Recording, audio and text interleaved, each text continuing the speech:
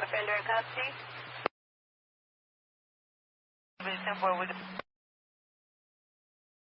if anyone else follows my just let me know. First number.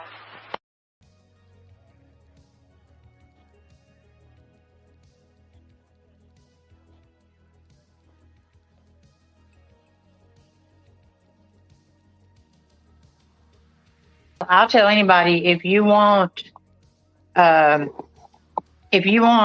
coverage of, I mean, CJ's got the best coverage as far as the drive around. Mm-hmm. I mean, his are just absolutely wonderful. I'll tell anybody and everybody. When it comes to anything, the reason why I put it out there is I want people to use it because that helps everybody find the answers quicker to whatever we're looking for, you know, and that's one of the reasons why I've done those videos the last couple days about the plagiarism and how important it is. I was out there working on Micah Miller's case last year. You know, I do the boots on the ground. I was in Robeson County, one of the most dangerous counties in the United States. I was in the middle of the woods, an obvious outsider because I look different than anybody that lives there. No, I'm serious. Yeah, I get it. No, I live in Florida. The first conversation that I had, because there was some locals, the first trip I went there, okay?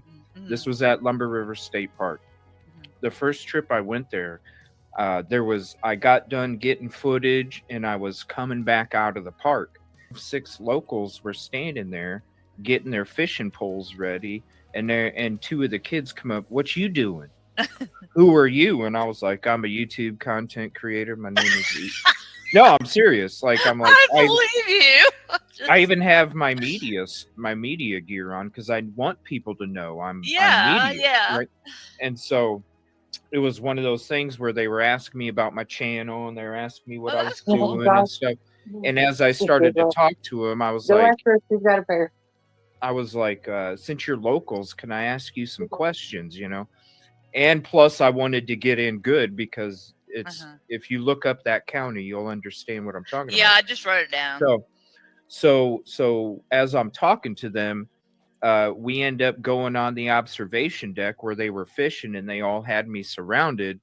And one of the adults was like, he was talking about, they kept reminding me, "You don't know where you're at, son. Like, you know, you don't, people go missing real easy around here." They were telling me this over and over. And I'm like, and I'm telling them like, "Don't worry, I'm fine." And they kept laughing about it.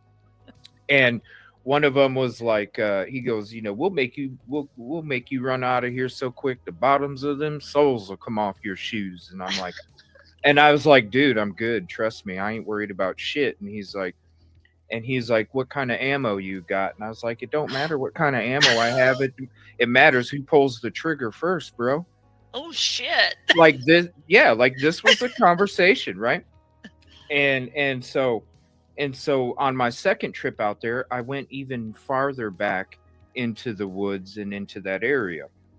And while I was doing my footage, I was collecting my footage, the 4K footage, because the reason I do that is because I want to share it with people and a community, because y'all might see something that I might not see, you know, and you'd be like, "Hey, did you miss?" "Oh, I missed it. Didn't even know it." And so that's why I put it up there. And somebody last year took the footage of me doing some of my work out there. And because I don't have watermarks, I don't want a watermark to block somebody's view from seeing something that might help somebody. Created a subscription service that people had to pay to watch them, quote, go search and go on location. And what they did is they used my video, my footage, and then talked over it to make people think that they were out there doing that work. And so that's why it's why it's so important to me, because it's like, look, we have a lot of content creators out here that are using their own money, their own time, their own effort to try and help make a difference.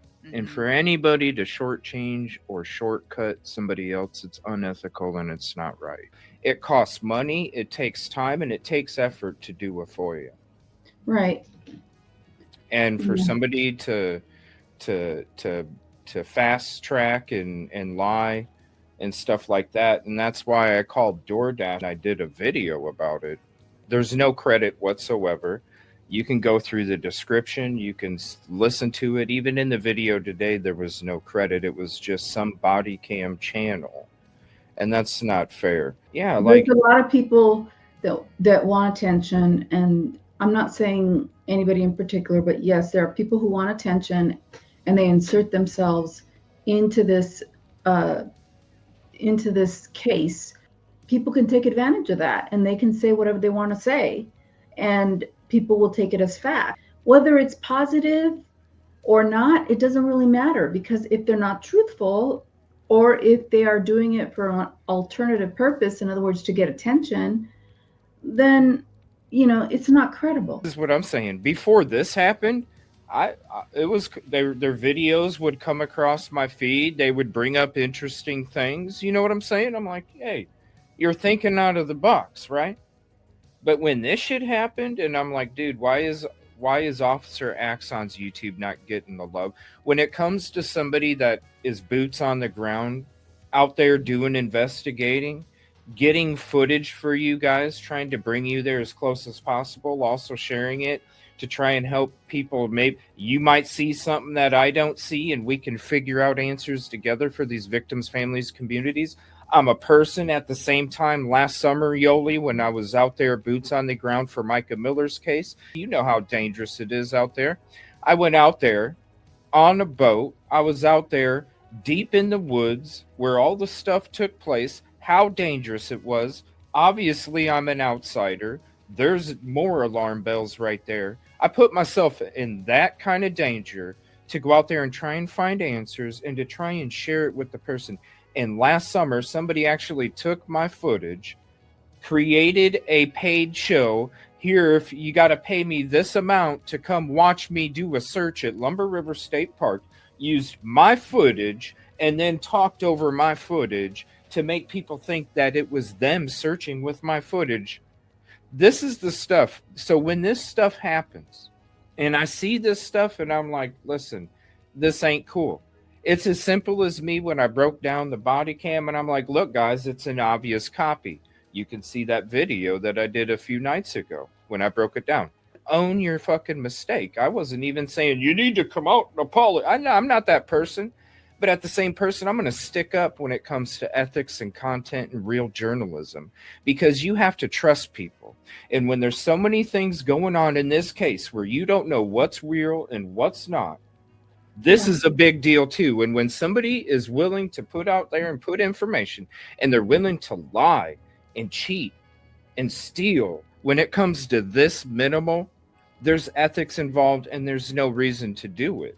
And so this is why, you know, and they want to come out with a new video and give you all the reasons of what took place and how they're the best. And it's like, I don't know. This is not, we're talking about plagiarism. We're talking about that you can't just take your license plate and slap it over somebody else's license plate and take their car.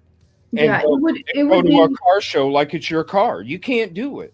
It would be very easy just to say, look, I ran across this video. Here's the link.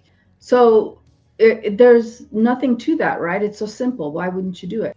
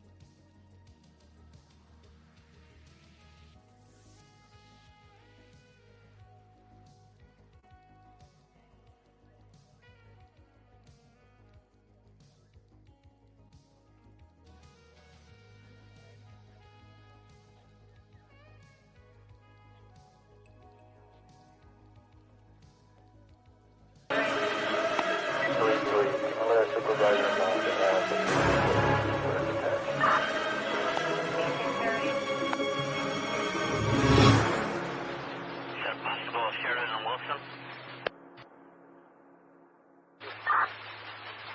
10-4 standby. 10-4.